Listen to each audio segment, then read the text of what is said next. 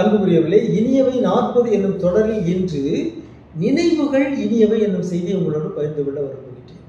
மகிழ்ச்சியை பற்றி பல வரையறைகள் இருக்கின்றன.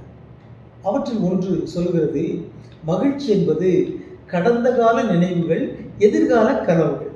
அதான் மகிழ்ச்சி. ஒருவருடைய மகிழ்ச்சி என்றால் என்ன? கடந்த காலத்தில் நிகழ்ந்த நல்லவற்றை நாம் எண்ணி பார்க்கும் பொழுது மகிழ்ச்சியாக இருக்கிறது.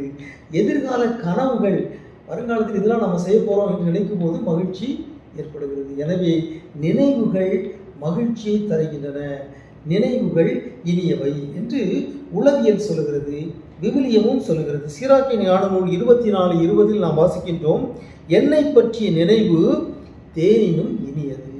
ஞானம் சொல்லுகிறது, ஞானத்தை பற்றிய நினைவு தேனினும் இனியது. ஞானிகளை பற்றிய நினைவு தேனினும் இனியது.